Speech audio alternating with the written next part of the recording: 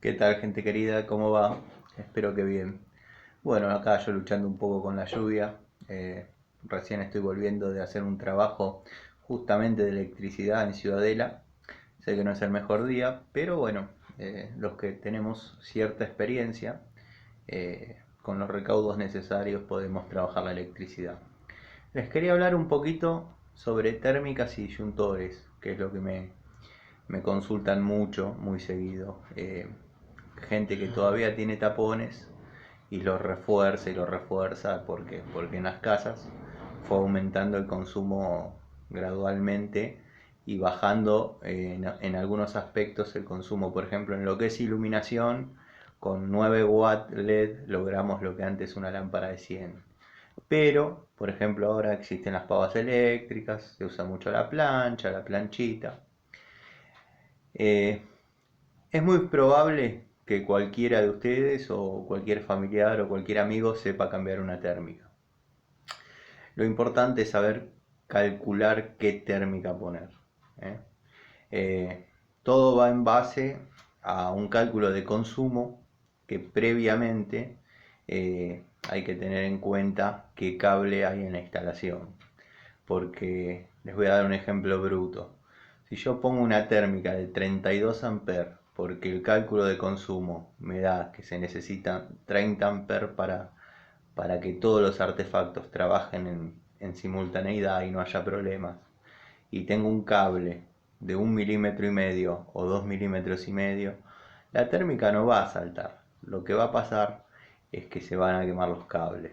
Por eso una cosa va de la mano de la otra. El cálculo de consumo y el diámetro de cable existente. Si se tratara de una instalación nueva, no hay problema porque se calcula todo de cero. Me preguntan mucho también qué es más recomendable, si una térmica o un disyuntor. Son usos completamente distintos. La térmica reemplaza lo que los tapones. Se produce un cortocircuito, salta la térmica. El disyuntor salta ante una fuga de corriente a tierra. O sea, cuando a la red retorna menos corriente de la que ingresó al domicilio. Sé que es medio difícil de comprenderlo, pero es como un anillo. Entra la corriente por lo que llamamos vivo, retorna a la red por lo que llamamos neutro. Cuando hay una diferencia en ese coeficiente, salta el disyuntor.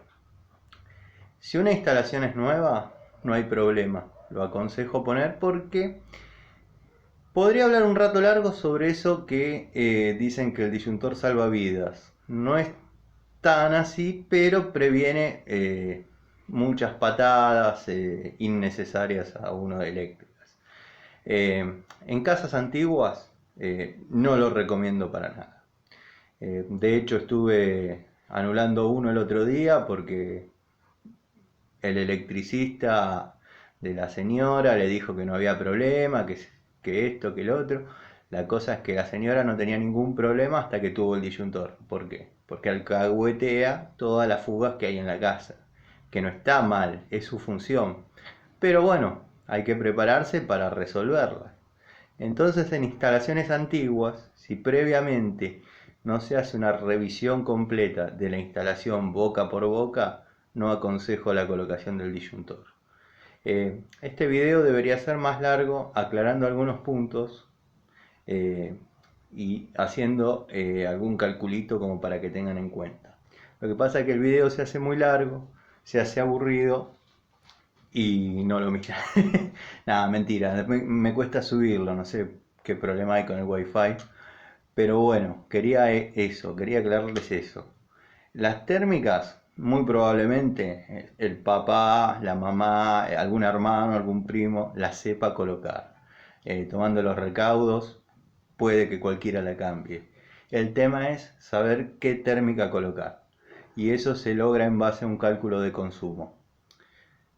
Teniendo ese cálculo de consumo, hay que ver si el cable existente en la vivienda lo resiste. Si lo resiste, estamos perfectos. Si no, vamos a estar en problemas. ¿Por qué? Porque la térmica va a estar bien calculada, pero el cable no va a soportar ese consumo.